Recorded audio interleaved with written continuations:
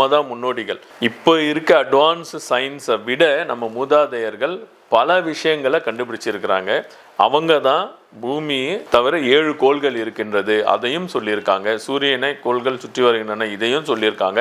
அவ்வளவு தெரிந்தவர்கள், வானிலை சாத்திரம் அறிந்தவர்கள் இதை பற்றி சும்மாவா மூட நம்பிக்கையாக சொல்லியிருப்பாங்க அப்படின்னு பார்க்கும்போது இல்லைன்ற மாதிரி தான் நம்ம ஆராய்ச்சி பண்ண முடிவுகள் நமக்கு சொல்ல வருது. நம்ம பேச வந்தது ஒரிஜினல் வானிலை சாத்திரம். வானிலை சாத்திரம், நம்மளுடைய வானிலை சாத்திரம் பிரகாரம் என்ன சொல்றாங்க, ரொம்ப அட்வான்ஸ்டாக இருந்திருக்கு. இப்போ நம்ம வானிலை சாத்திரங்கள் எல்லாமே மறைக்கப்பட்டு விட்டன, மறுக்கப்பட்டு விட்டன. வெளிநாட்டுக்காரன் ஒரு சயின்டிஃபிக்கலாக ப்ரூவ் பண்ணி சொன்னாதான் அதை நம்ம நம்புன்ற மாதிரி நமக்கு திணிக்கப்பட்டு விட்டது. 200 வருடங்களாக அடிமைப்பட்டு இருந்த இந்தியா அந்த வெளிநாட்டுக்காரன் என்ன சொல்றானோ அதை தான் ஏற்றுக்கிட்ட கண்டி நம்மளுடைய ஒரிஜினல் சாத்திர சம்பிரதாயம் என்ன சொல்றதுன்றதை ஏற்றுக்கொள்ளக்கூடிய மனநிலையை அப்படியே மாற்றி விட்டார்கள். இதுவே முதல்ல இருந்ததுனாக்கா கண்டிப்பாக நம்மளுடைய சாத்திரங்கள் போற்றப்பட்டிருக்கும். இது நல்லா புரிஞ்சுக்கோங்க.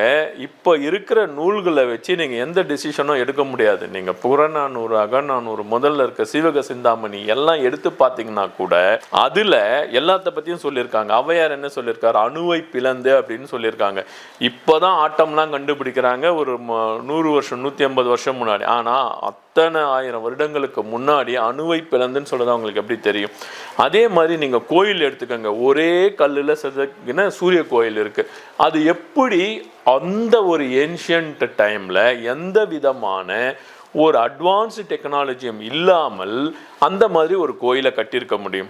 அவ்வளோ தூரம் எங்கே போகிறீங்க? காஞ்சிபுரத்தில் இருக்க கோயில் பாருங்கள், ஒரு கல்லில் வளையல் சங்கிலி செய்திருக்காங்க. எப்படி செய்ய முடியும்?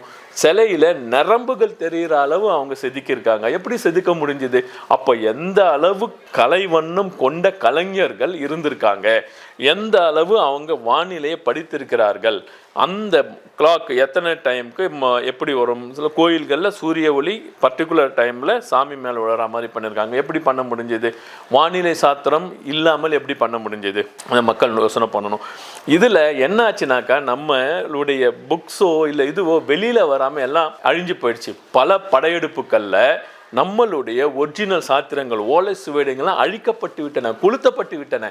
இப்போ இருக்கிற மிச்சம் மீதி இருக்கிறத வச்சுக்கிட்டு நம்ம சொல்கிறோம். அதாவது நடுவில் கொஞ்சம் பக்கம் காணுன்ற மாதிரி இந்த புக்கில் இருக்கிறது, ஓலைச்சுவடியில் இருக்கிறது நடுவில் கொஞ்சம் பக்கத்தை காணும். முதல்ல இருக்கிறது கடைசியில் இருக்கிறத வச்சுக்கிட்டு நடுவில் இருக்கிறத நம்ம மேனேஜ் பண்ணி இதெல்லாம் தப்பு, இங்கிலீஷ்காரன் சொன்னாதான் கரெக்டு, வெளிநாட்டுக்காரன் சொன்னாதான் சயின்டிஃபிக்கலி ப்ரூவ் பண்ணாதான் கரெக்டு அப்படின்னு சொல்கிறது ஏற்றுக்க முடியாத ஒரு உண்மைங்க.